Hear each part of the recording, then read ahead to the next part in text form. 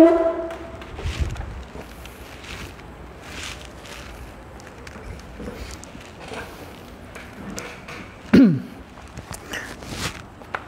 bismillah. Apa khabar tuan-tuan dan puan-puan yang rahmati Allah? Macam mana suara?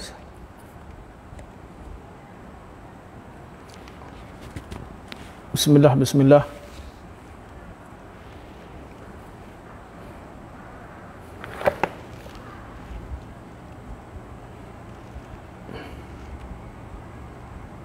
Alhamdulillah. Okey.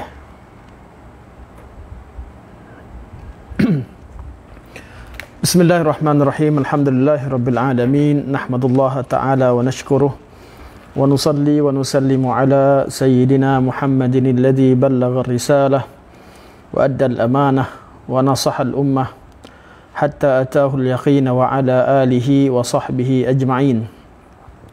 Subhanaka la ilma lana illa ma 'allamtana innaka antal alimul hakim. Rabb shrah li sadri wa yassir li amri wahlul 'uqdatam min lisani yafqahu qawli. Amma ba'd. Fa inna asdaqal hadits kitabullah wa khairal hadi hadi Muhammadin sallallahu alaihi wasallam wa syarrul umuri muhdatsatuha wa kullu muhdatsatin bid'ah wa kullu bid'atin dhalalah wa kullu dhalalatin finnar. Thumma amma ba'd. Tuan-tuan dan puan-puan yang dirahmati Allah, pertamanya marilah kita sama-sama bersyukur dan merafakkan setinggi-tinggi rasa syukur kita kehadrat Allah Subhanahu wa taala kerana Allah Subhanahu wa taala telah memilih kita untuk duduk hadir membincangkan sebahagian daripada ilmu Allah Subhanahu wa taala. Dan kelas kita pada malam ini, kita membaca kitab, merupakan kelas sambungan daripada kelas-kelas sebelumnya, iaitu membaca kitab Makanatus Sunnah An-Nabawiyah, kedudukan sunnah Nabi SAW, karangan Dr. Umar bin Muslih Al-Husaini hafizahullah. Dan pada hari ini kita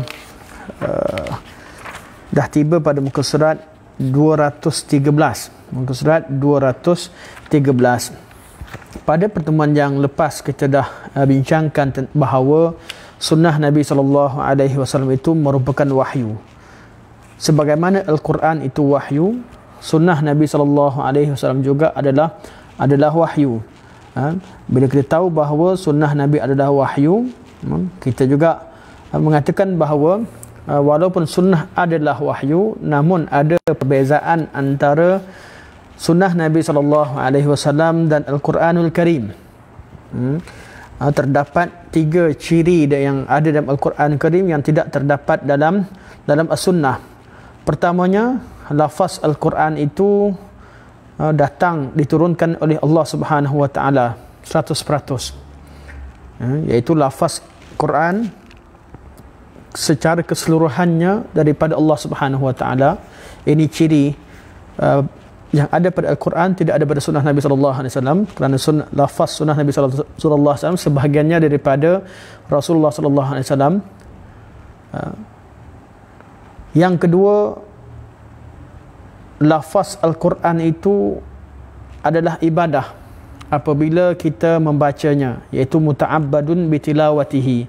Kita bertaqarrub dengan Allah Subhanahu wa taala dengan membaca lafaz-lafaz Al-Quran.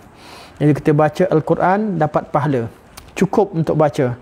Walaupun kita tidak memahami maknanya, cukup dengan baca itu sendiri, membaca Al-Quran itu sendiri merupakan wahyu. Baca Al-Quran itu sendiri adalah zikir. Jadi muta'abbadun bitilawatihi. Itu ciri yang kedua. Ciri yang ketiga yang ada pada Al-Quran Al-Karim, tidak ada pada sunnah, walaupun kedua-duanya adalah wahyu. Mu'jaz lil bashar ayyatu bimithlih. Manusia tidak mampu mendatangkan perkataan-perkataan sepertinya. Manusia tak mampu cabar Al-Quran dengan meniru ayat-ayat dan surah seperti Al-Quranul Karim. 3 ciri ini ialah ciri khusus untuk Al-Quranul Karim. dan tidak terdapat ataupun tiga ciri ini tidak wujud pada sunnah Nabi sallallahu alaihi wasallam, walaupun kedua-duanya adalah wahyu. Jadi ulama tidak ada ulama sepakat bahawa sunnah adalah wahyu, Quran adalah wahyu, dan mereka juga sepakat bahawa kedua wahyu ini ada perbezaannya, iaitu lafaz-lafaz Al-Quran. Lafaz Quran adalah daripada Allah Subhanahu Wa Taala, lafaz Quran adalah zikir, dan lafaz Quran takkan dapat ditiru oleh mana-mana manusia di atas muka bumi ini ataupun jin. Okey.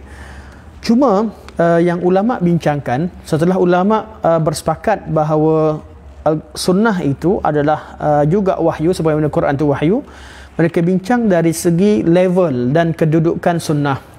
Ini dibincangkan oleh ulama usul fiqh. Ulama usul fiqh mereka telah satu ilmu yang menyusun, memberikan takrif terhadap dalil-dalil, dan mereka menyusun tentang kedudukan dalil. Jadi mereka susun dalil-dalil dalam agama ini, mereka letakkan Al-Quran, sunnah, ijma', qiyas, mereka letakkan. Kemudian mereka juga bincangkan dengan dalil-dalil yang lain seperti dalil qaulus sahabi, dalil syar'u man qablana, dalil istihsan, dalil masalihul mursalah, dalil istishab, dalil uruf, dalil sadduz zara'i', dan sebahagian daripada ulama meletakkan dalil al-istidlal, dalil al-istidlal yang disebutkan oleh sebahagian ulama, dan juga Imam Ghazali dan kitab Istishab letakkan dalil akal. Dan dalil-dalil ini, walaupun mereka sepakat bahawa apa yang saya sebutkan tadi merupakan dalil-dalil, selepas mereka letakkan itu sebagai dalil, mereka bincangkan kedudukan dalil. Al-Quran, sunnah, ijma', qiyas. Sudah pasti dalil selepas Al-Quran dan sunnah itu ialah dalil yang datang selepas, levelnya tak sama dengan Al-Quran dan sunnah. Tajuk yang kita bincangkan, apa yang dikemukakan oleh Syekh kat sini ialah, adakah Al-Quran dan sunnah ini dari segi kekuatan hujahnya sama ataupun ada perbezaan, iaitu Al-Quran mendahului sunnah. Adakah penghujahan, dari segi penghujahan dalam menjadikan dalam hujah agama, Quran lebih kuat hujahnya berbanding dengan sunnah, ataupun kedua-duanya adalah sama kerana kedua-duanya adalah wahyu. Inilah yang dibincangkan, yang Syekh akan bincangkan sekarang. Syekh kata, waqtulifa fi mas'alatin wa hiya martabatu sunnati minal kitabi fil i'tibar wal ihtijaj. Dan telah berlaku khilaf dalam ulama, khilaf dalam satu masalah, iaitu martabat dan kedudukan sunnah dibandingkan dengan Al-Quran dalam bab penghujahan, dalam bab i'tibar dan penghujahan. Adakah sama level ataupun Quran lebih tinggi daripada kitab? Sebelum kita pergi lebih jauh, dalam bab khilaf ni, suatu masalah khilaf, masalah usul, bila berlaku khilaf, apa yang kita belajar dalam usul fiqh, kita perlu belajar thamaratul khilaf. Thamarah khilaf artinya apa yang ulama kehendakkan daripada khilaf. Kenapa perlu dibincangkan? Adakah sunnah ini sama level dengan Quran dalam penghujahan, atau Quran adalah level pertama dan sunnah datang selepasnya? Kenapa dibincangkan?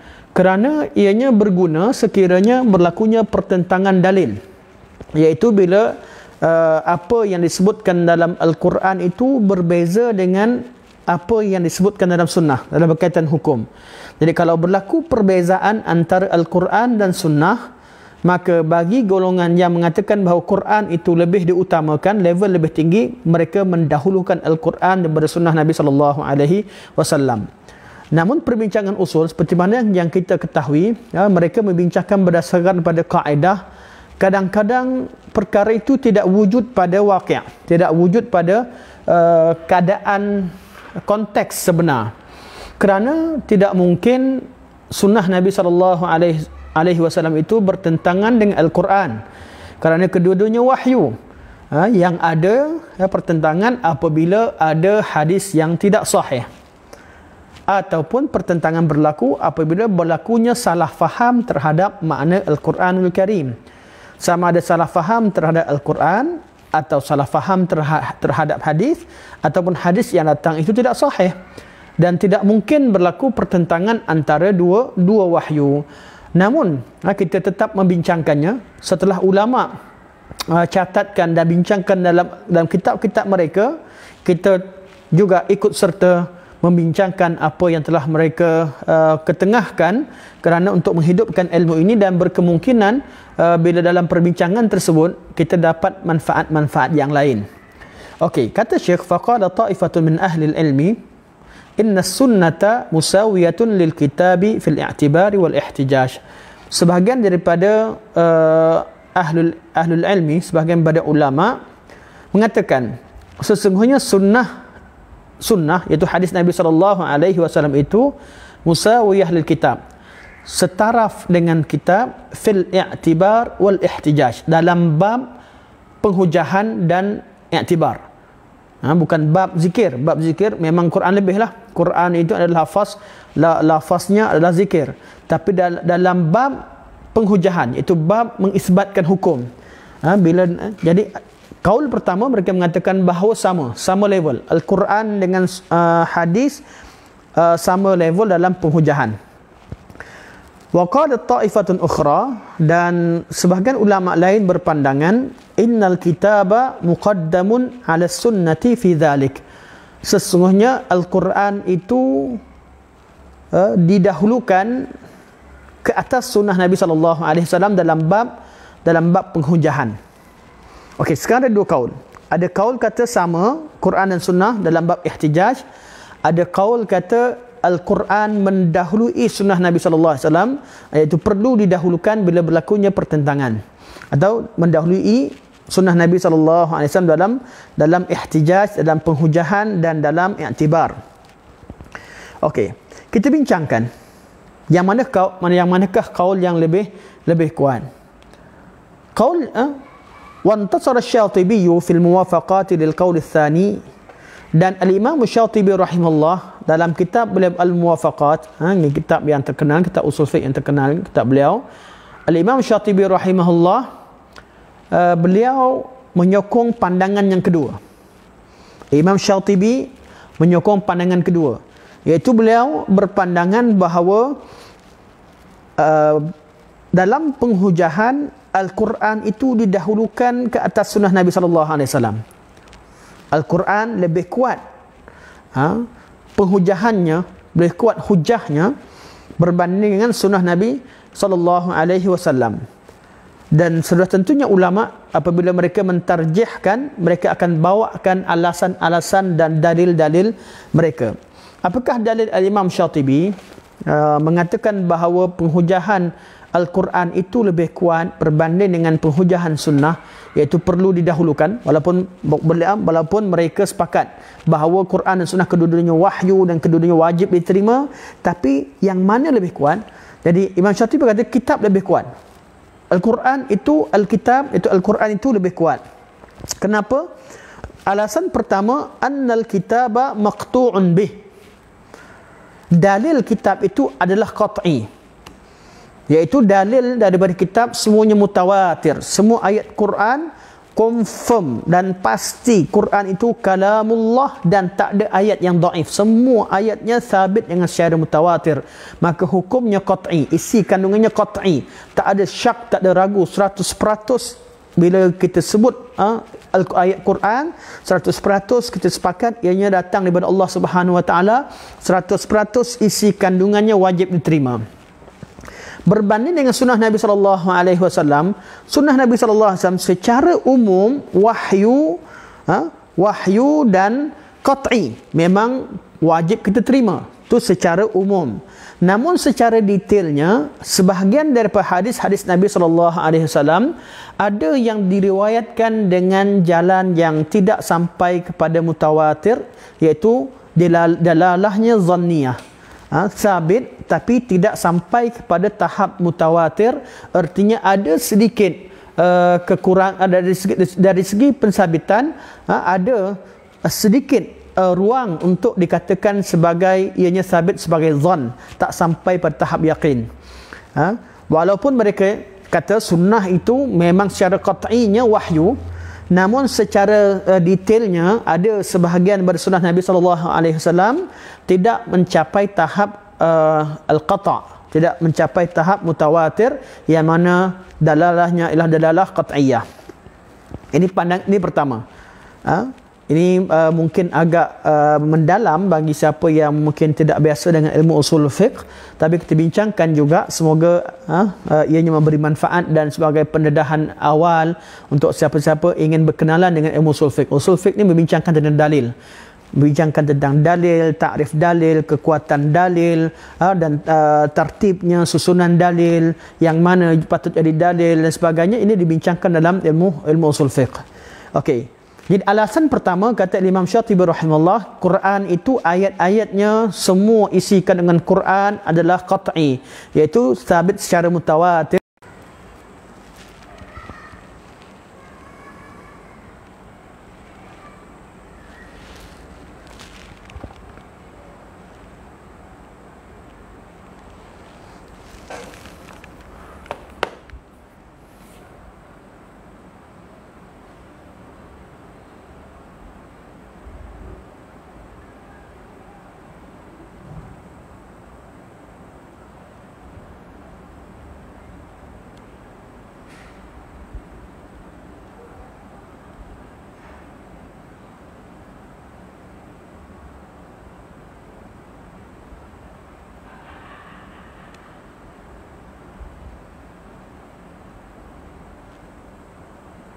Okey. Kita balik semula. Minta maaf kerana terputus tadi. Okey.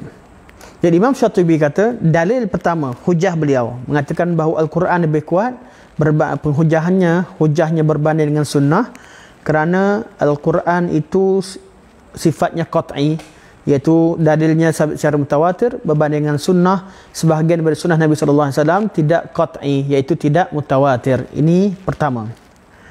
Yang kedua, dalil kedua atau hujah kedua yang dikemukakan oleh Imam Syatibi rahimahullah, anna sunnata imma mubayyinatun lil kitabi au ziyadah alaih. Sesungguhnya sunnah itu, sunnah Nabi SAW, kalau kedudukannya dengan Al-Quranul Karim, sama ada sunnah itu akan menerangkan tentang isi kandungan Alkitab, atau sunnah itu akan memperkenalkan hukum baru yang tidak wujud dalam kitab. Syekh kata, sunnah Nabi SAW, kalau dilihat kedudukannya dengan Al-Quranul Karim, sama ada sunnah Nabi itu menerangkan tentang isi kandungan makna, menerangkan makna isi kandungan Al-Quranul Karim, ataupun sunnah Nabi itu menerangkan hukum hakam yang tidak terdapat dalam Al-Quranul Karim. Ini udah hujah. Jadi kenapa begitu? Kata beliau, fa in kanat bayanan fa huwa thanin 'ala al-mubayyani fil i'tibar. Ini kedudukan Nabi, kedudukan sunnah dengan Quran ada dua keadaan. Pertama, menerangkan Al-Quranul Karim. Kata Imam Syatibi, oleh kerana sunnah Nabi SAW itu menerangkan makna isi Al-Quran, maka isi kandung Al-Quran itu sendiri lebih afdal atau lebih awal, lebih perlu diutamakan berbanding dengan sunnah Nabi SAW. Berbanding dengan sunnah Nabi SAW. Jadi Al-Quran ke depan. Kalau sunnah menerangkan Al-Quranul Karim, kadang-kadang sunnah Nabi SAW datangkan hukum, menerangkan hukum tambahan terhadap Al-Quranul Karim. Kadang-kadang sunnah Nabi SAW bawakan datangkan hukum tambahan. Dia kata Syekh, wa illam takun bayanan fala yu'tabar illa ba'da an la yujad fil Quran. Kalau tambahan itu memang wujud, tambahan ini hanya dikira sebagai tambahan setelah diketahui bahawa hukum itu tidak terdapat dalam Al-Quran, maka tetap Al-Quran itu lebih awal dijadikan sebagai hujah berbanding berbanding sunnah Nabi SAW. Ini hujah kedua. Hujah ketiga, Al-Imam Syatibi bawakan hujah yang ketiga. Beliau hujah ketiga, okey. Soalan Tuan bin Faisal, Muhammad Faisal, saya akan jawab nanti insya-Allah di akhir kuliah ataupun di pertengahan kuliah insya-Allah. Jim,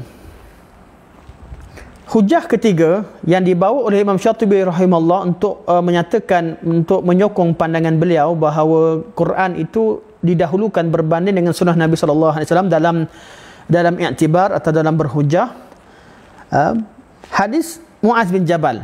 Beliau berhujah dengan hadis Muaz bin Jabal radhiyallahu anhu, iaitu tatkala Nabi SAW kirim Muaz sebagai gubernur di Yaman, sebagai wakil Nabi SAW di Yaman. Okay, Nabi kirimkan Muaz dan Nabi SAW tanya kepada Muaz, anna Nabi sallallahu alaihi wasallam sa'alahu kaifa taqdi idza arada laka qada. Nabi tanya pada Muaz, sebelum Nabi utuskan Muaz pergi Yaman, Nabi tanya, macam mana kamu nak putuskan satu hukum apabila dibentang atau dibukakan kes di depan kamu? Qala, Muaz jawab, bi kitabillah, aku akan berhukum dengan hukum-hukum kitabullah, itu dengan merujuk isi kandungan Al-Quranul Karim. Muaz bin Jabal antara sahabat yang qurra, sahabat yang faqihul ummah. Jadi Muaz bin Jabal orang yang paling faqih, dan beliau kata aku rujuk kepada Alkitab. Qala, kemudian Nabi berkata, fa illam tajid fi kitabillah, Nabi tanya, kalau kamu tak jumpa kes tu penyelesaiannya dalam kitabullah, okey, qala, Muaz berkata, aqdi bi sunnati Rasulillah sallallahu alaihi wasallam, aku berhukum dengan sunnah Rasulullah sallallahu alaihi wasallam. Jadi pertama, kitab, tak ada kat kitab, aku akan merujuk kepada sunnah Nabi sallallahu alaihi wasallam. Qala, Nabi berkata lagi, fa illam tajid fi sunnati Rasulillah sallallahu alaihi wasallam, kalau kamu tak jumpa juga dalam sunnah Nabi sallallahu alaihi wasallam, apa yang kamu perlu buat? Qala, Muaz kata, Muaz jawab pada Nabi sallallahu alaihi wasallam, ajtahidu ra'yi, aku akan berijtihad dengan pandanganku, iaitu dengan menggunakan istidlal, iaitu dengan ijtihad. Ijtihad ini boleh dikatakan sebagai qiyas dan juga furu'-nya. Okey, ini pandangan, ini hujah ketiga. Kata Imam Syatibi, okey, pertama, Quran itu mutawatir semuanya, manakala hadis ada yang mutawatir, ada yang tidak mutawatir, iaitu ada hadis yang zanniyah. Yang kedua, kata Imam Syatibi, Quran itu Quran adalah teks, manakala sunnah ialah mensyarahkan teks. Jadi teks itu lebih afdal daripada syarah. Quran, sunnah yang menerangkan. Kalau sunnah datangkan, kadang-kadang sunnah Nabi tidak syarahkan, sunnah Nabi bawa dalil baru.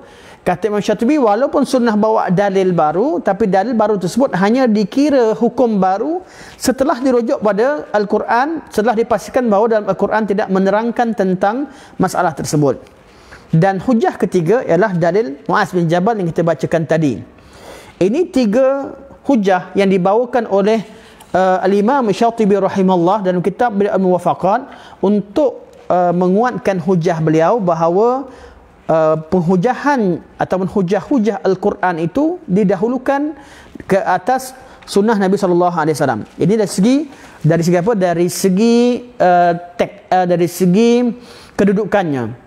Walaupun secara, saya urangkan sekali lagi, walaupun secara praktikal tidak ditemukan satu hukum pun adanya pertentangan antara sunnah Nabi dan juga Al-Quran Al-Karim, namun tetap dijadikan kaedah. Dari segi kaedahnya, Quran didahulukan kerana tiga hujah yang beliau bawakan tadi. Ini yang dikemukakan oleh Imam Syatibi rahimahullah. Apakah pandangan hujah kelompok pertama? Apakah hujah ulama-ulama yang berpandangan, ulama-ulama yang berpandangan bahawa Quran dan sunnah Nabi sallallahu alaihi wasallam levelnya adalah sama? Okay. Pertama, wa ammal qaul al-awwal al-qa'il bi anna sunnah musawiyah lil Quran fil ihtijaj wal i'tibar فيفهم من كلام الخطيب البغدادي في الكفاية وابن البر في الجامع وانتصر له من المتأخرين الشيخ عبد الغني عبد الخالق في حجية السنة. Manakala pandangan pertama, hujah kelompok pertama yang berpandangan bahawa sunnah Nabi SAW itu sama level dengan Al-Quran dalam bab ihtijaj, dalam bab penghujahan dan iktibar, dapat difahami daripada kata-kata yang disampaikan oleh Al-Imam Al-Khatib Baghdadi dalam kitab beliau Al-Kifayah, iaitu kitab Mustalah Hadis, wa Ibn al-Bar fil Jami', dan juga kalam Ibn al-Bar dalam kitab beliau Al-Jami'. Dan pandangan Al-Khatib Al-Baghdadi dan Ibn al-Bar ini disokong oleh ulama moden, ulama terkemudian, iaitu Syekh Abdul Ghani bin Abdul Khaliq dalam kitab beliau Hujjatus Sunnah. Iaitu kelompok ini, iaitu Al-Khatib Al-Baghdadi, Ibn Abdul Bar, dan juga Syekh Abdul Ghani bin Abdul Khaliq rahimahumullah jami'an, mereka berpandangan bahawa Quran dan Sunnah itu level dalam penghujahnya sama, tak ada beza kerana kedua-duanya wahyu. Apakah dalil mereka? Mereka berdalilkan dengan beberapa dalil. Dalil pertama, mereka mengatakan bahawa anna sunnata wahyun mithlul kitab. Sesungguhnya sunnah itu adalah wahyu sama seperti kitab. Fala wajha li ta'akhkhuriha anhu fil ihtijaj. Kalau sama-sama wahyu, maka tidak patut, tidak ada wajah, tidak perlu untuk dikatakan sunnah itu terkemudian daripada Alkitab, kerana sama-sama wahyu. Jadi kita perlu terima kedua-dua wahyu, dan wahyu itu levelnya sama, tidak ada beza antara satu wahyu dengan wahyu yang lain, kerana kedua-duanya wahyu. Hujah kedua, mereka berkata annaha mubayyinah li kitabillah wa la yakunu al-bayanu adna min martabati an-nass al-asli. Sunnah itu menerangkan makna Alkitab, iaitu menerangkan teks Alkitab. Tidak ada sebab untuk mengatakan bahawa teks itu lebih kuat berbanding dengan keterangannya. Quran teks dan wahyu. Wahyu berbentuk teks. Sunnah Nabi SAW adalah wahyu yang mensyarahkan teks Al-Quranul Karim. Oleh kerana kedua-duanya wahyu, dan satu wahyu itu teks, satu wahyu lagi menerangkan, maka tidak perlu didahulukan. Kenapa perlu dikatakan bahawa teks itu lebih mulia daripada syarah? Kerana yang mensyarahkan teks itu sendiri pun wahyu juga, sama-sama wahyu. Jadi kata mereka tidak ada sebab untuk dijadikan alasan dan dijadikan kaedah bahawa Al-Quran itu lebih kuat hujahnya berbanding dengan sunnah. Kerana kata mereka sama-sama kuat, kerana sama-sama wahyu, walaupun satu wahyu itu dijadikan sebagai teks dan wahyu sunnah itu dijadikan sebagai syarah terhadap teks. Ini hujah yang kedua. Hujah yang ketiga yang dikemukakan oleh Imam Al-Khatib Al-Baghdadi dan Ibn Abdul Bar dan disokong oleh Syekh Abdul Ghani bin Abdul Khaliq, mereka berkata anna ta'khir as-sunnati 'anil kitab fi al-ihtijaj yujabu tarkul akhdhi bil ayat allati nassat 'ala al-ihtijaj bis sunnah. Kata Syekh, sekiranya kita berpandangan bahawa sunnah itu kedudukannya perlu dibelakangkan atau ditakhirkan berbanding dengan Al-Quranul Karim, iaitu Quran lebih hujahnya lebih kuat berbanding dengan sunnah, sudah tentu kita telah secara tidak langsung kita menolak, kita meninggalkan perintah Allah Subhanahu Wa Taala untuk kita beramal dan menerima segala perintah dan larangan Nabi sallallahu alaihi wasallam. Ayat Quran, Nabi kata wa ma nahakum anhu fantahu. Apa ayat Quran kena apa sahaja yang wa ma atakumur rasul fakhudhuhu wa ma nahakum anhu fantahu.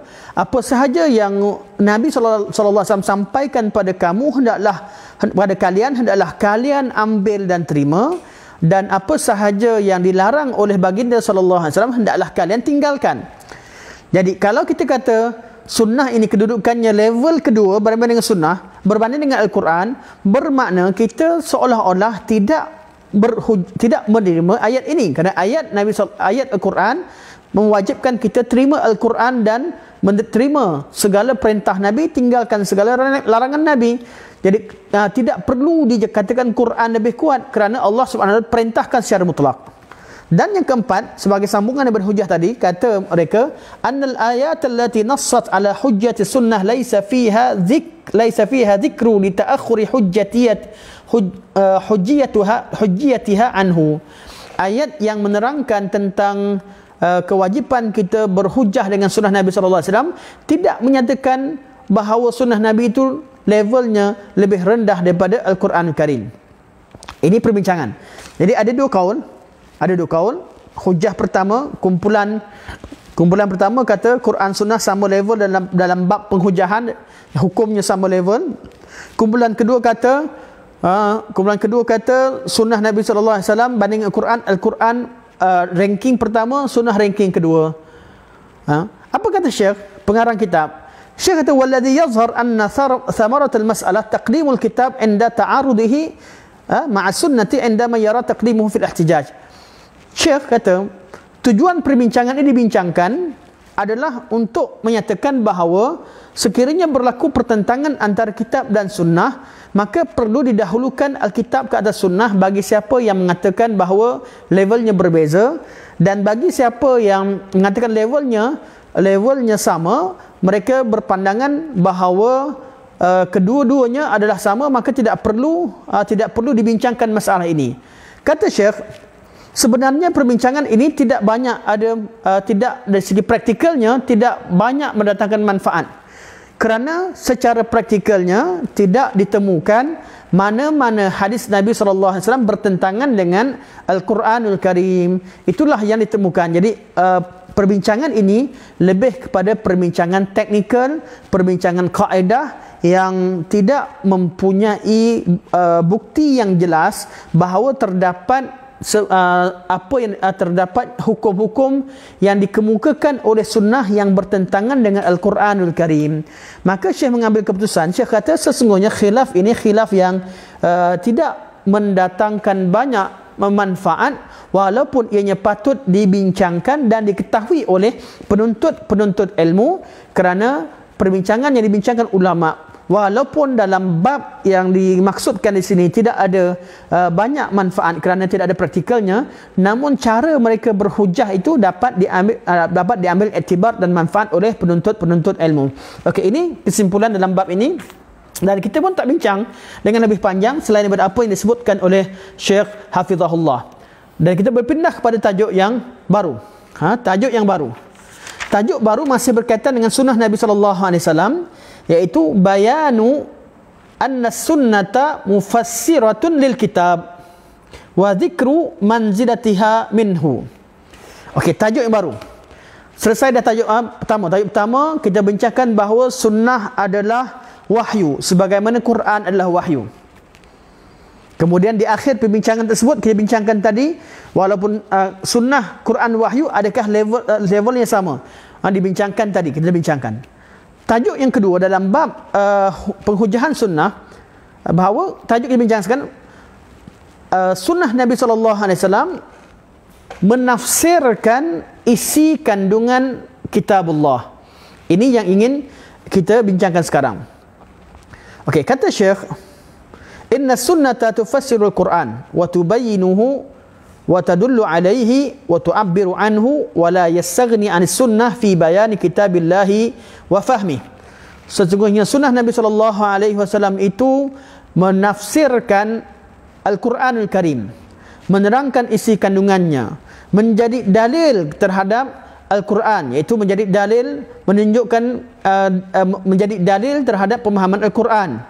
Dan sunnah itu tidak boleh ditinggalkan ketika seseorang itu ingin menyampaikan kitabullah dan memahamkan maknanya.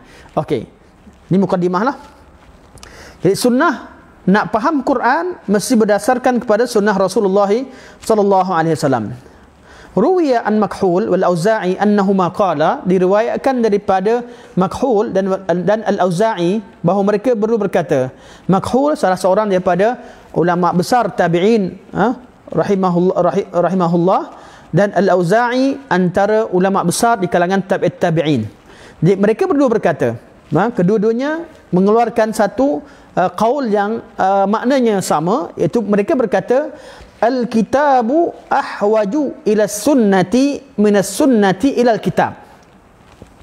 Kata Makhul dan Al-Auza'i rahimahumullah, mereka berdua berkata al-kitab, iaitu Al-Quranul Karim, lebih memerlukan kepada sunnah berbanding keperluan sunnah terhadap Al-Quran.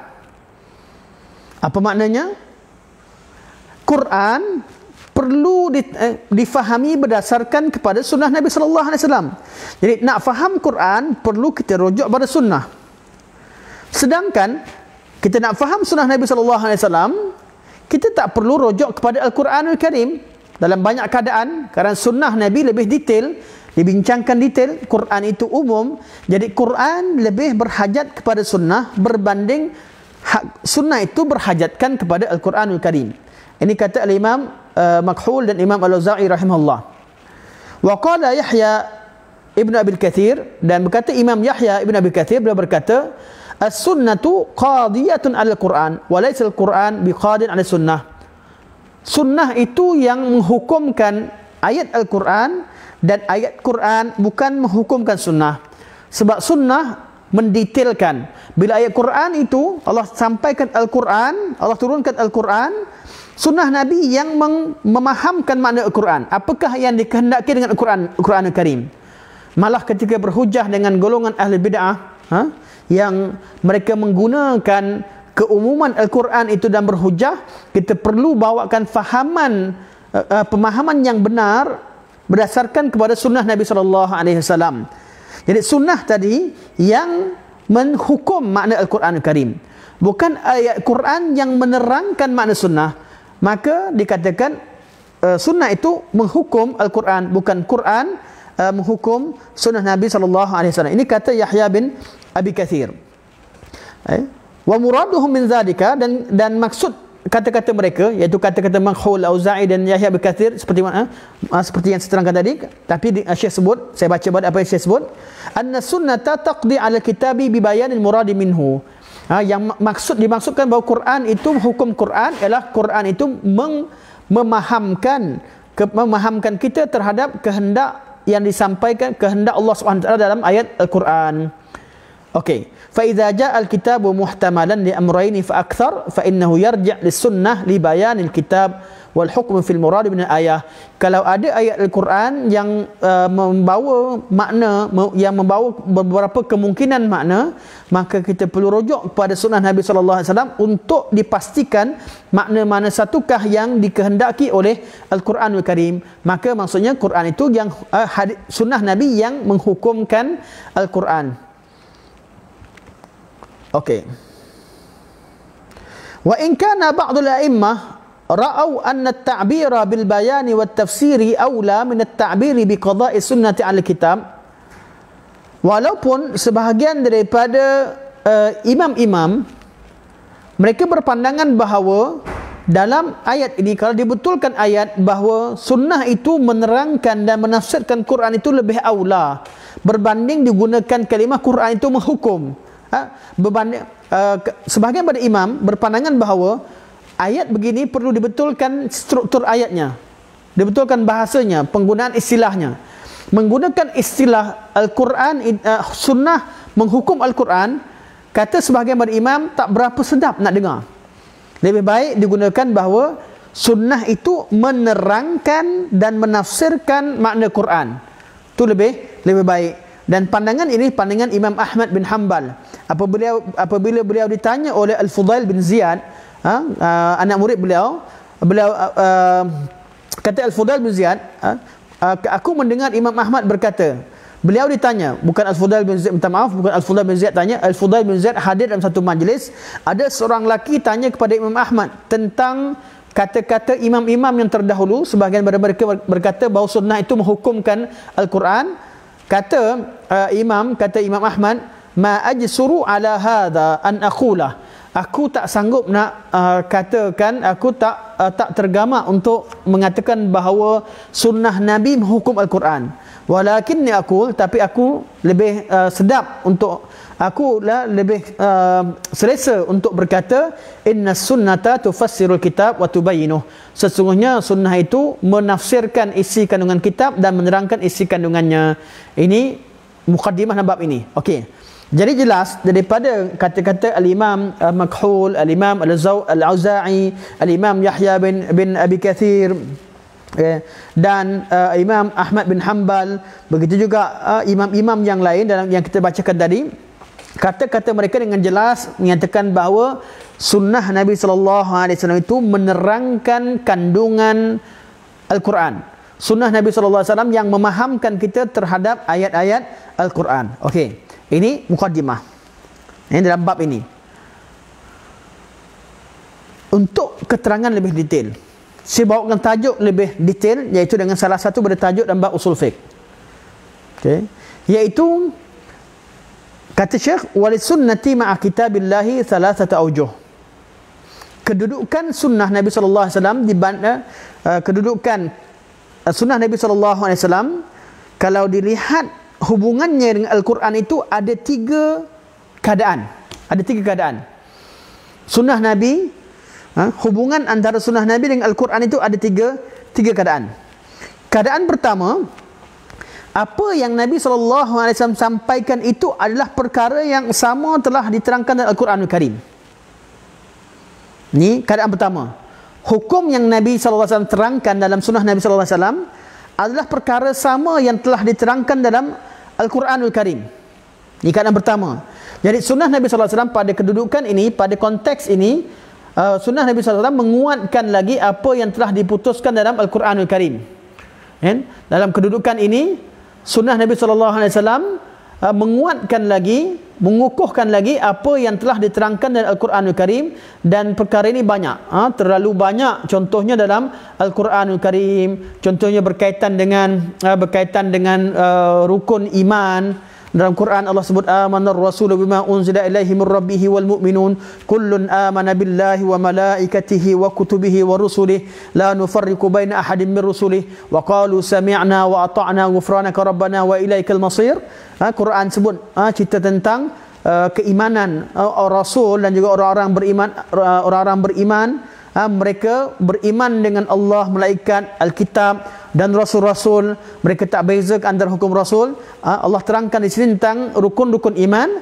Nah, kemudian Nabi SAW juga menerangkan perkara yang sama yang telah diterangkan dalam Al-Quranul Karim, iaitu dalam hadis Jibril. Ketika Jibril datang kata, apakah itu iman? Nabi terangkan, al-imanu an tu'mina billahi wa malaikatihi wa kutubihi wa rusulihi sehingga akhir. Nabi terangkan perkara sama yang telah diterangkan dalam Al-Quranul Karim.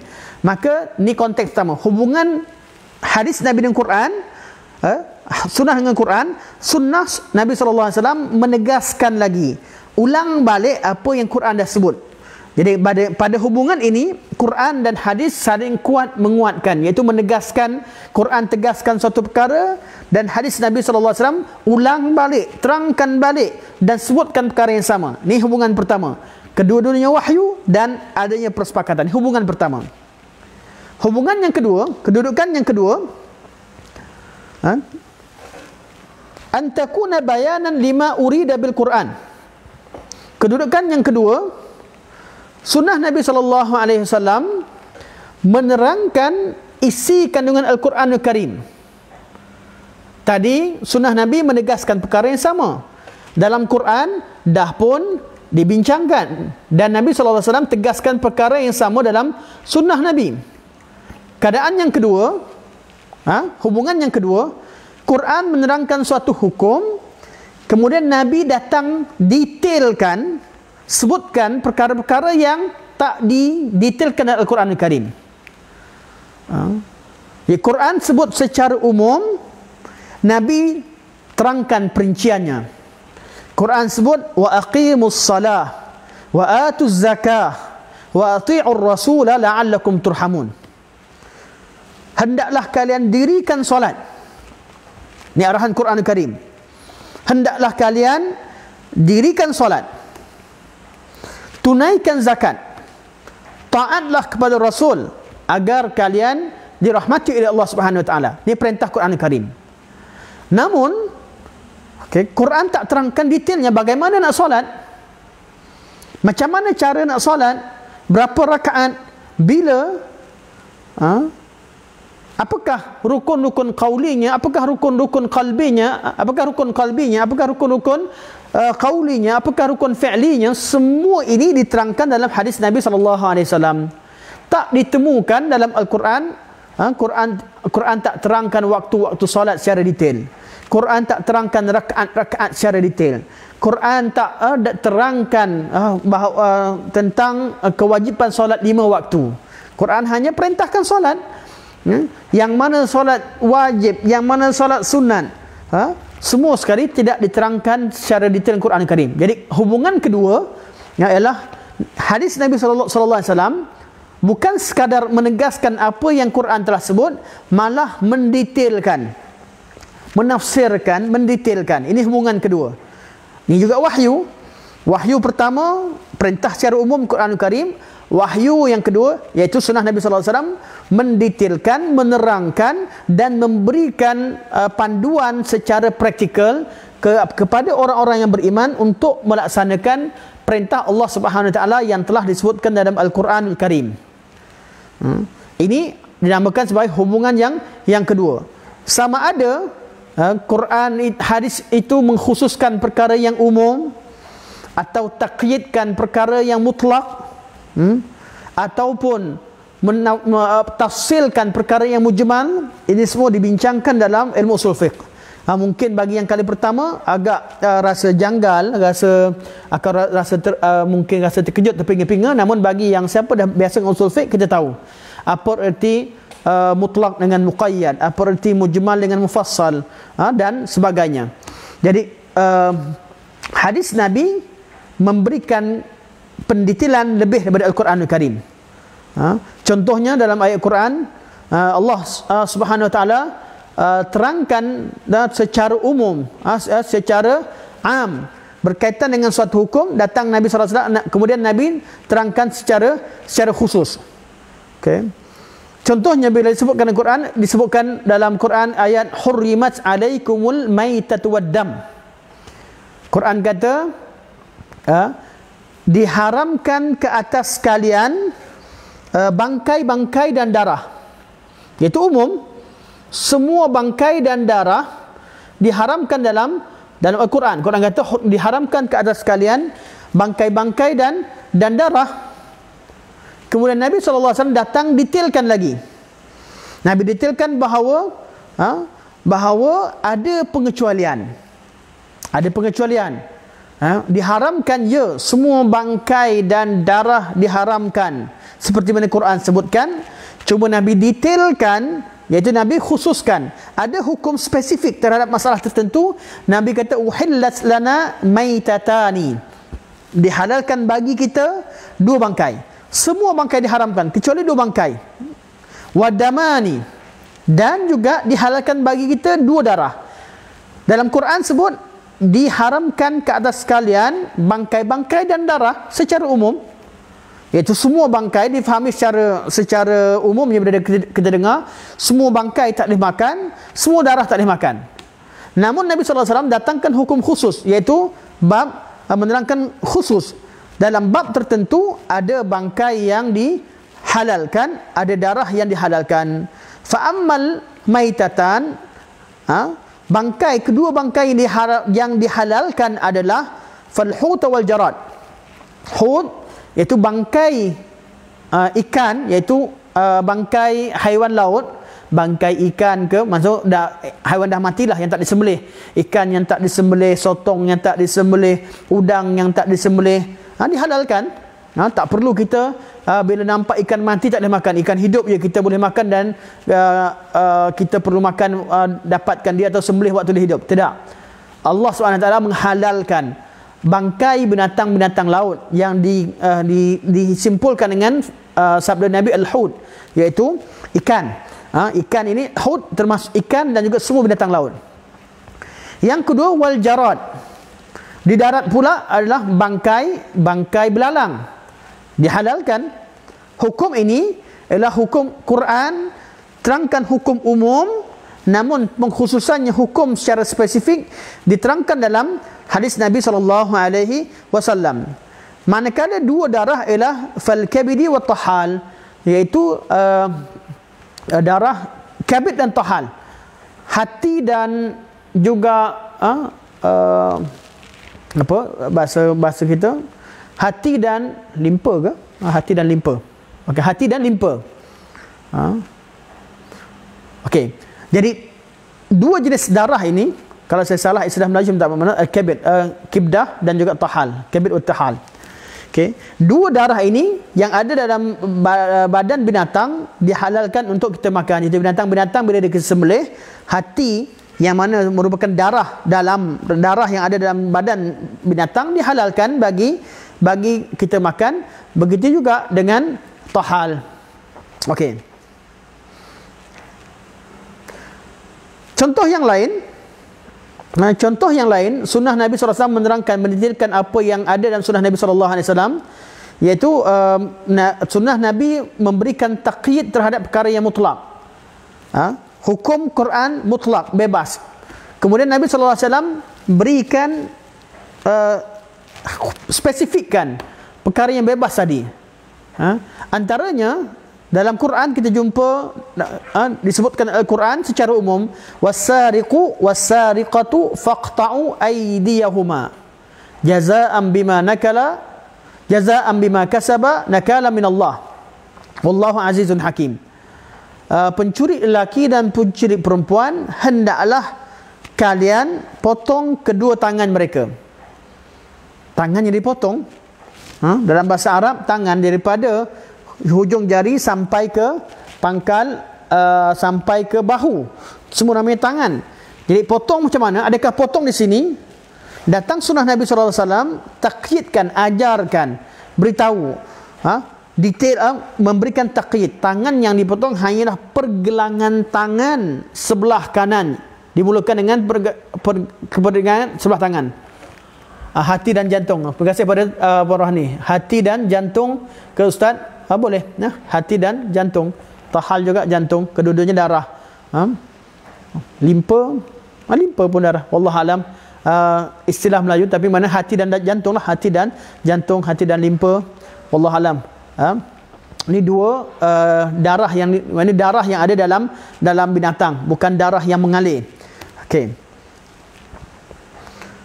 Jadi hukum kat sini, adanya sebahagian daripada sunnah Nabi SAW, hubungan sunnah Nabi pada jenis yang kedua ialah sunnah Nabi SAW menerangkan atau mendetailkan hukum yang dah terdapat Al-Quran Karim.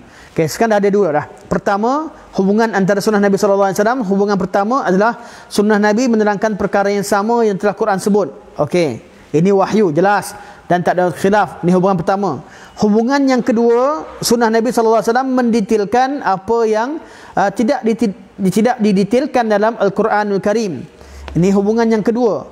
Dan hubungan ketiga, kata Syekh, antakuna dalatun ala hukmi sakata anhul Quran. Sunnah Nabi SAW menerangkan tentang hukum yang tak disebutkan dalam Al-Quranul Karim. Sunnah Nabi SAW terangkan satu hukum, bawa satu hukum yang kita tak jumpakan Al-Quranul Karim, menunjukkan bahawa sunnah Nabi adalah wahyu yang tersendiri. Ini hubungan yang ketiga. Ulama kata tiga ni ulama ijma' bahawa ada dalam Quran. Pertama, hadis Nabi menerangkan apa yang Quran dah sebutkan. Hadis Nabi ulang balik apa yang Quran dah sebutkan. Hubungan kedua, hadis Nabi SAW mendetailkan apa yang Quran terangkan.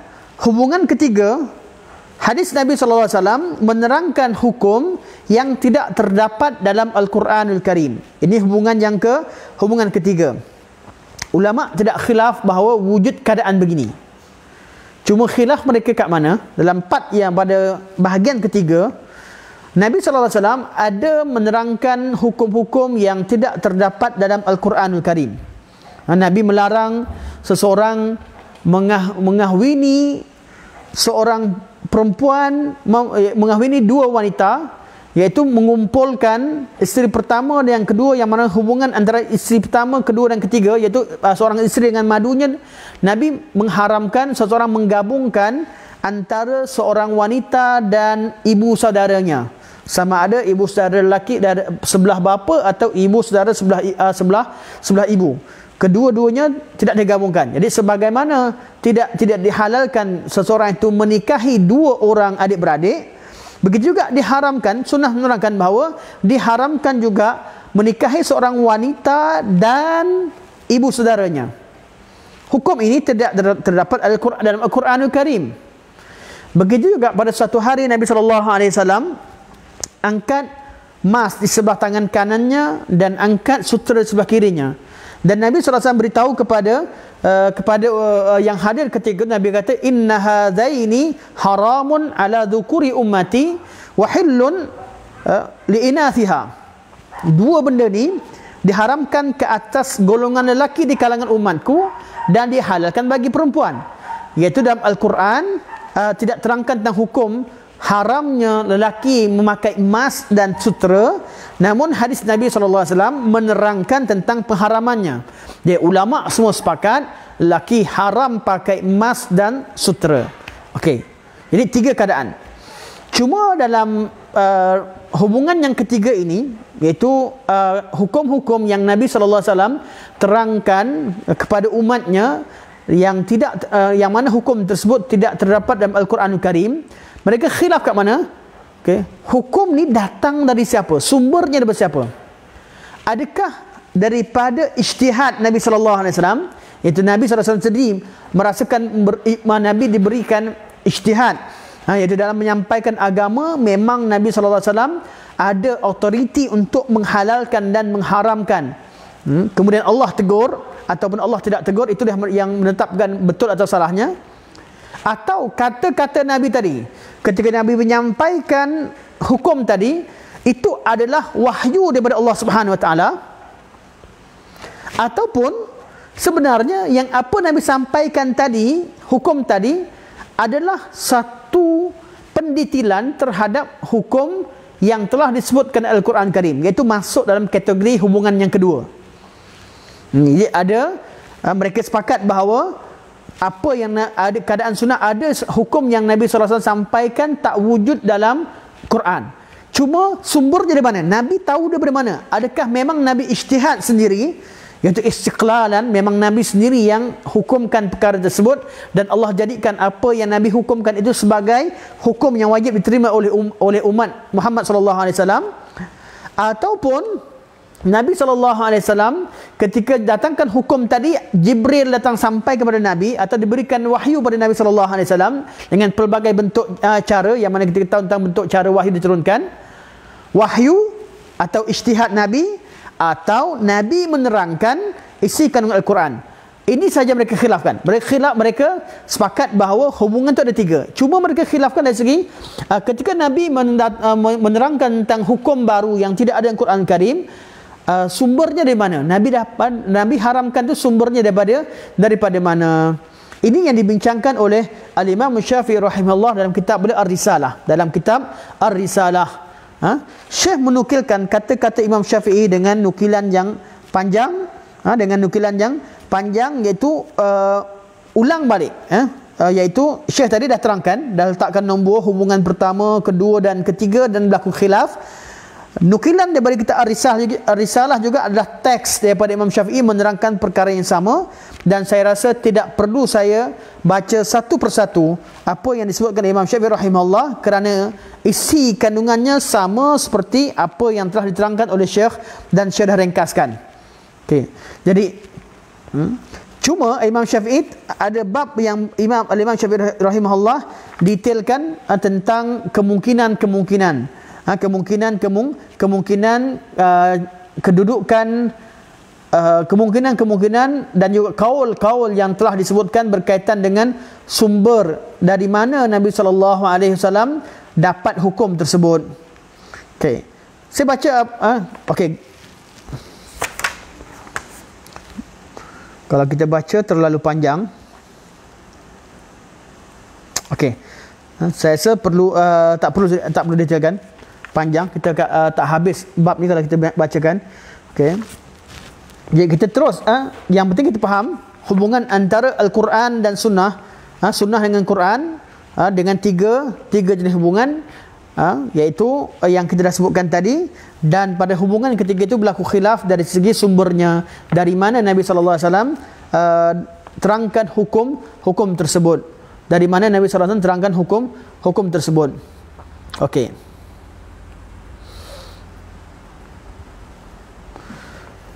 jadi apakah kesimpulannya? Kesimpulan yang kita katakan, yang disebut oleh Syekh Hafizahullah, Syekh kata, walaupun Imam Syafi'i terangkan mereka dan ulama khilaf dalam bab ketika Nabi datang dengan hukum baru, itu adalah wahyu, ada yang kata itu adalah ijtihad Nabi, dan apabila Allah ikrarkan, iaitu Allah terima apa yang Nabi hukumkan, itu Allah tak tegur Nabi, itu adalah perkara yang betul, iaitu dan ataupun Nabi SAW menerangkan tentang sebenarnya apa yang Nabi terangkan itu adalah perkara yang telah pun diterangkan dalam sunnah Nabi SAW, dalam Al-Quran Al-Karim. Tiga hubungan ini, walaupun tiga pendapat tentang dari mana sumber hukum tersebut, mereka semua sepakat, ulama semua sepakat bahawa apa yang Nabi sampaikan dalam hadis Nabi itu adalah hukum syarak yang wajib diterima dengan oleh umat Islam tanpa dipertikaikan. Semuanya adalah hukum yang wajib diterima, dan natijahnya dia tidak natijahnya sama. Nak kata Allah Subhanahu Wa Taala turunkan wahyu tersebut, itu wahyu dalam Allah turunkan wahyu kepada Nabi sallallahu alaihi wasallam, ataupun nak kata Nabi syarahkan ayat Al-Quran, ataupun nak kata Nabi ijtihad dan Allah ikrar yang ijtihad Nabi, semua sekali bawa natijah yang sama, iaitu kita wajib menerima sunnah Nabi SAW, wajib menerima apa yang Nabi SAW sampaikan berkaitan dengan hukum-hukum syarak, walaupun ianya tidak terdapat dalam Al-Quranul Karim. Jadi tidak menjadi syarat. Kita bila jumpa hadis Nabi, ada orang yang bacakan hadis Nabi SAW kepada mereka kata, saya nak baca Quran. Kita kata tak. Semua ulama dah ijma' bahawa cukup kalau ada sunnah Nabi, walaupun tak ada ayat Quran, bila sabit sunnah Nabi SAW tersebut, maka kita wajib terima hukum yang terdapat dalam sunnah Rasulullah SAW. Tiga hubungan. Sebahagian daripada ulama menyebutkan hubungan yang keempat, dan ini dikhilafkan. Tiga hubungan pertama tak khilaf, iaitu pertama, Nabi sebutkan perkara yang sama yang Quran dah sebutkan. Yang kedua, Nabi SAW menerangkan, isikan dengan Al-Quranul Karim, mendetailkan. Hubungan ketiga, Nabi SAW menerangkan hukum baru yang tak terdapat dalam Al-Quranul Karim, iaitu Nabi memperkenalkan hukum yang baru. Hubungan yang keempat diterangkan oleh Imam Ibn Qayyim rahimahullah bila berpandangan bahawa ada hubungan yang keempat antara hadis Nabi SAW dengan Al-Quranul Karim, iaitu hadis Nabi SAW, sebahagian daripada hadis Nabi SAW itu menasahkan ayat-ayat Quran. Sebahagian daripada hadis Nabi SAW itu menasahkan ayat Quran. Artinya dalam Quran ada satu hukum, Allah terangkan satu hukum, datang sunnah Nabi SAW, sunnah Nabi menasahkan apa yang telah disebutkan dalam Al-Quranul Karim. Ini diterangkan oleh Imam Ibn Qayyim rahimahullah ketika beliau menerangkan tentang kedudukan sunnah, hubungan antara sunnah Nabi SAW dan juga Al-Quranul Karim. Contohnya apa? Contoh dalam Al-Quran, Allah Subhanahu Wa Taala menerangkan tentang satu ayat bila Allah cerita berkaitan dengan seseorang apabila dia meninggal. Apabila seseorang meninggal, hendaklah dia berwasiatkan harta kepada keluarganya, kepada ibu bapanya dan keluarga yang terdekat. Itu wasiat diberikan kepada ibu bapa dan kaum yang terdekat. Ini pada hukum dalam Al-Quranul Karim. Ada ayat yang menerangkan perkara tersebut.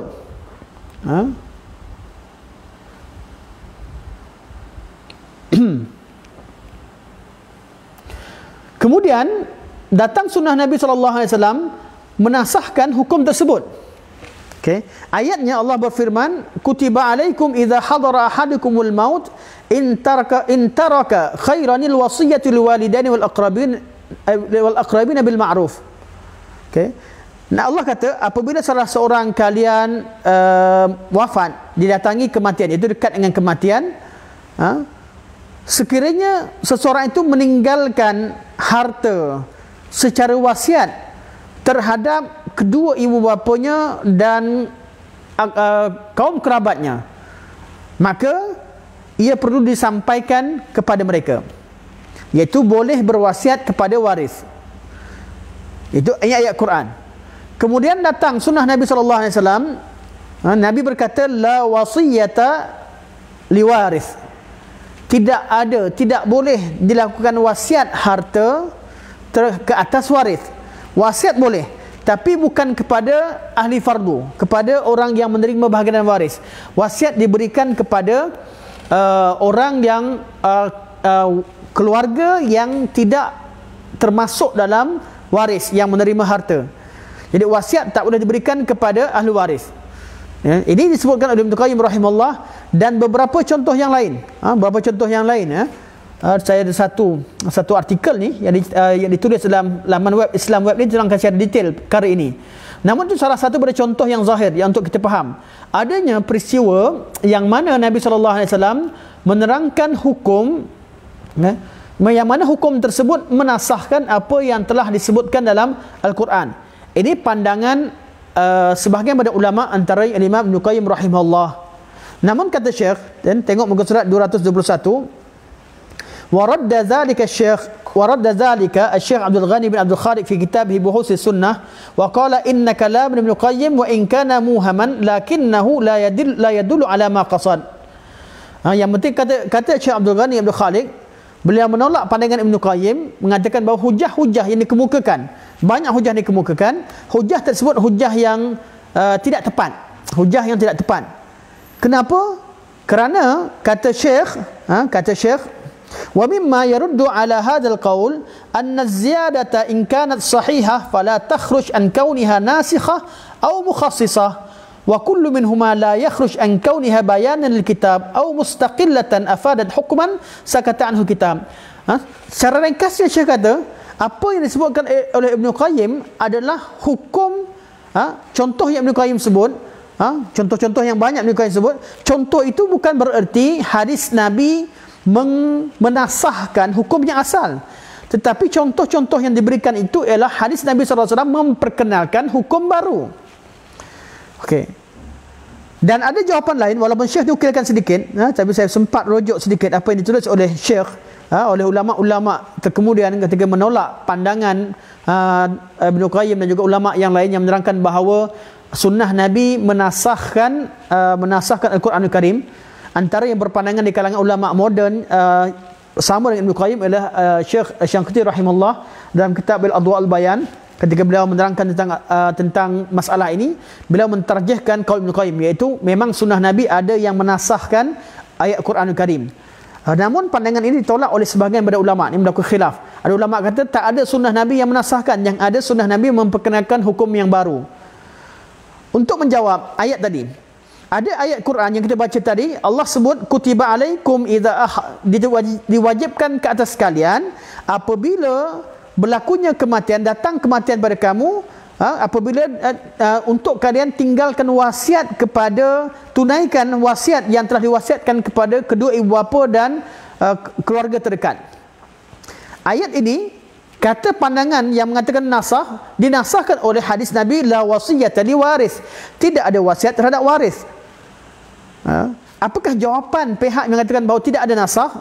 Antara Syekh Abdul Ghani bin Abdul Khaliq, beliau menjawab, beliau kata keadaan itu tidak tepat. Hadis Nabi tidak menasahkan Quran. Malah yang menasahkan Quran adalah ayat Quran yang lain. Allah sebut yusikumullahu fi auladikum lidzakari mithlu hadzil unsayain. Allah Subhanahu wa taala memberikan pesanan kepada kalian, iaitu hukum pada kalian untuk membagikan harta pusaka itu kepada lelaki 2 kali ganda lebih pada perempuan. Dan ayat Quran juga menerangkan tentang bahagian-bahagian persen yang diterima oleh tiap-tiap waris. Berapa? Ada yang terima separuh, ada yang terima 1/3, ada yang terima 1/6, ada yang terima 1/8. Ketetapan itu diterangkan dalam Al-Quran.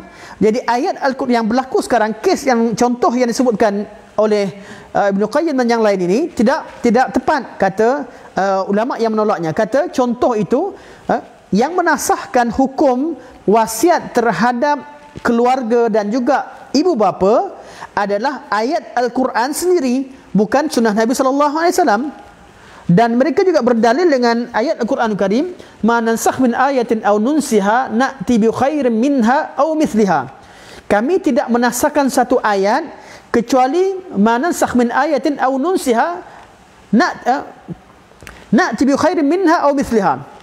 Kami takkan hapuskan, takkan kami nasahkan satu ayat kecuali kami datangkan ayat yang lebih baik daripadanya atau seumpama dengannya. Itu lebih baik badannya ayat Quran yang lain yang lebih yang hukumnya lebih sesuai dan lebih baik dengan situasi dan juga keadaan Allah yang Maha mengetahui, ataupun ayat Quran yang membawa hukum yang sama baiknya, cuma Allah SWT meletakkan hukum yang baru.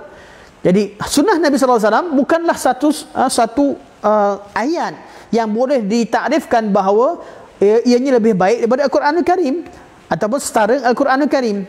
Maka mereka berpandangan bahawa memang tak wujud sunnah Nabi SAW menasahkan ayat-ayat Quran.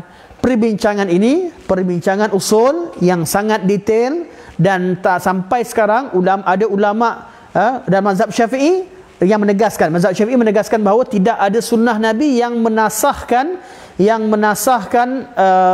Al-Quran Al-Karim. Mazhab jumhur mereka kata ada sunnah Nabi, ada kemungkinan boleh jadi sunnah Nabi SAW menasahkan ayat Al-Quran Al-Karim.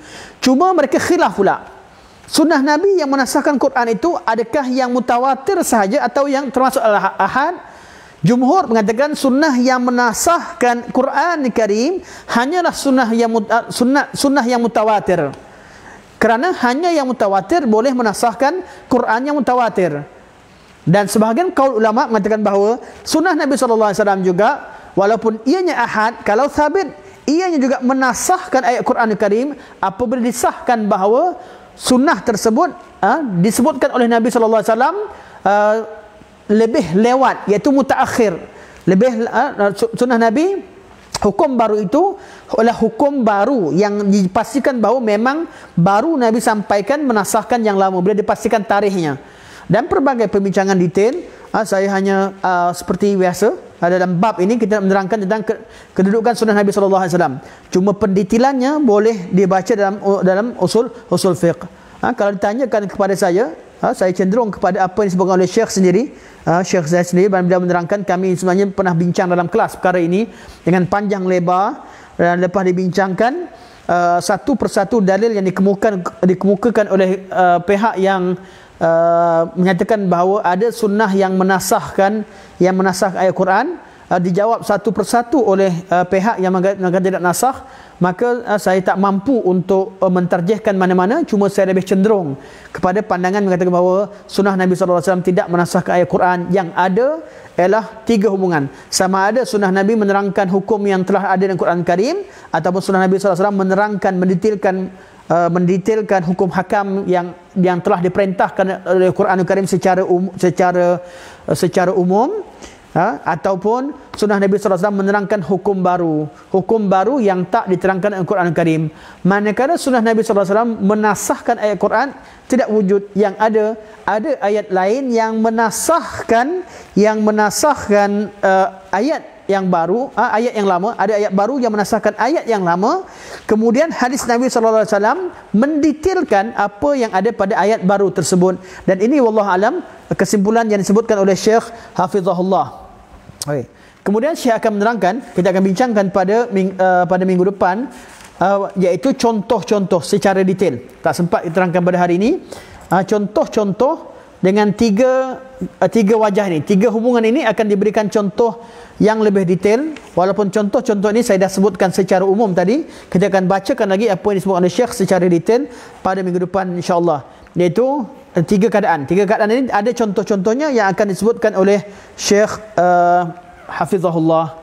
InsyaAllah sampai sini dulu bacaan kita terhadap kitab ni, dan saya tengok kepada komen tuan-tuan dan puan-puan. Saya akan tengok pada soalan-soalan yang dikemukakan oleh tuan-tuan dan puan-puan. Hafizakumullah. Okey.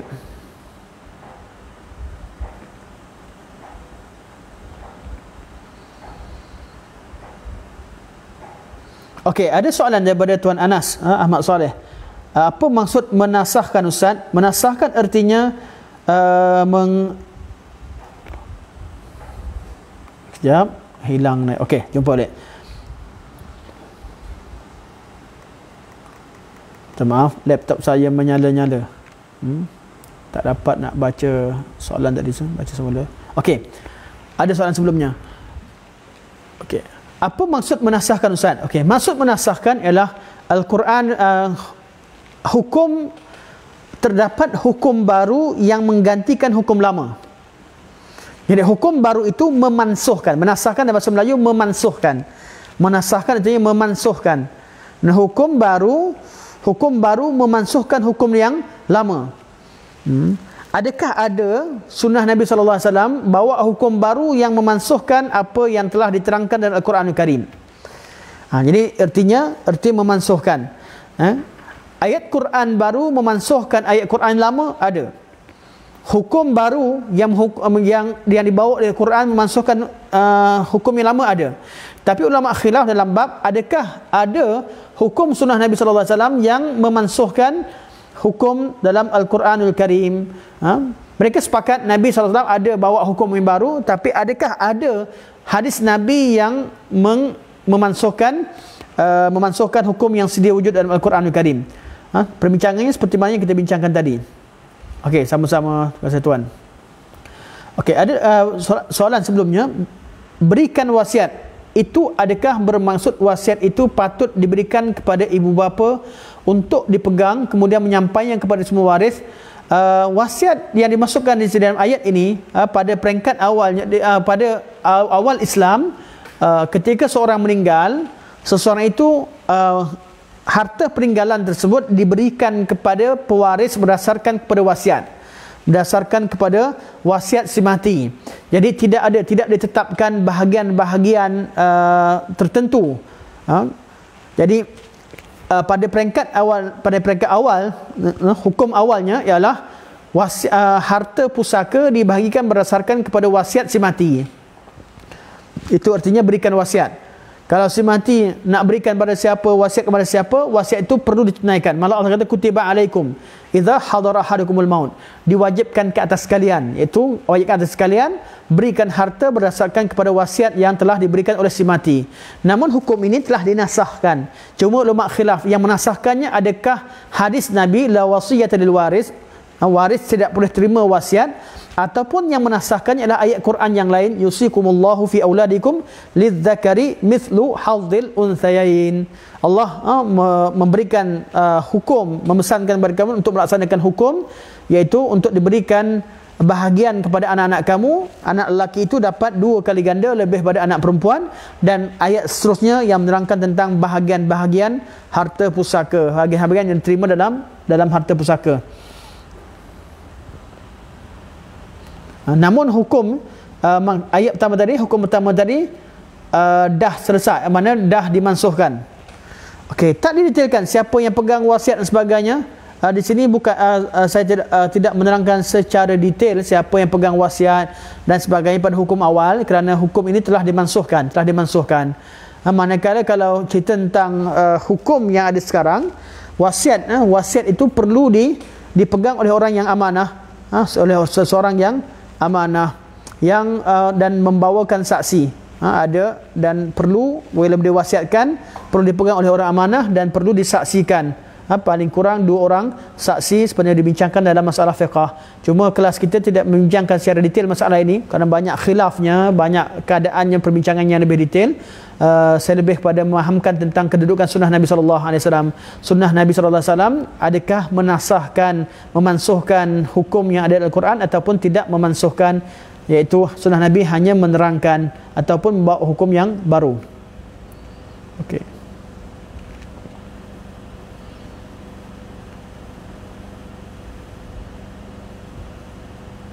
Adakah ada soalan yang lain?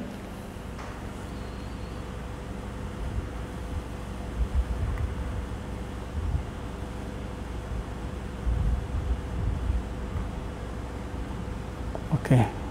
Saya rasa tidak ada soalan lain. Alhamdulillah. Terima kasih banyak-banyak. Barakallahu fikum. Okey. Terima kasih pada tuan yang komen, Tuan Anas, Tuan Ahmad Saleh yang banyak bagi komen kita pada hari ini. Wa jazakumul khairan, hayakumullah. Juga terima kasih pada Puan Rohani, Mahyudin, dan juga kepada yang lain yang komen pada video kita yang pertama tadi, yang putus tadi. Saya tak dapat nak baca. Sekarang ni saya cuba nak tengok, tapi saya tak jumpakan klip pertama. Mungkin tidak ada soalan. Saya dengar mungkin hanya komen-komen. Dan yang bagi salam, saya jawab Waalaikumsalam warahmatullahi wabarakatuh. Terima kasih banyak-banyak pada yang komen, bagi yang terima kasih pada saudara Abu Talha yang meletakkan, beliau berusaha bersungguh-sungguh untuk menjayakan program-program kita, kuliah-kuliah kita. Beliau yang meletakkan tajuk-tajuk yang dalam kuliah ini, terutama pada klip yang pertama. Dan terima kasih pada semua. Sampai sini dulu. Semoga Allah Subhanahu Wa Taala jadikan kuliah ini kuliah yang bermanfaat, yang baik daripada Allah Subhanahu Wa Taala, yang lemah kurang daripada saya sendiri. Semoga Allah Subhanahu Wa Taala terima kebaikan tersebut dan dijadikan sebagai pahala untuk bekalan pahala untuk kita, dan Allah mengampunkan kesalahan saya sekiranya apa yang disampaikan itu ada suatu kesilapan yang tidak disengajakan. Yang pastinya kalau ada salah, saya mohon tuan-tuan betulkan, dan kalau ada yang perkara yang saya salah tidak sedar, saya minta Allah ampunkan. Dan antara kaedah yang Nabi sallallahu alaihi wasallam ajarkan adalah kita bila satu majlis itu kita perlu akhiri dengan kafaratul majlis. Subhanakallah wa bihamdika asyhadu an la ilaha illa anta astaghfiruka wa atubu ilaik. Wa sallallahu ala sayyidina Muhammad wa ala alihi wa sahbihi wa baraka wa sallam. Wassalamualaikum warahmatullahi wabarakatuh.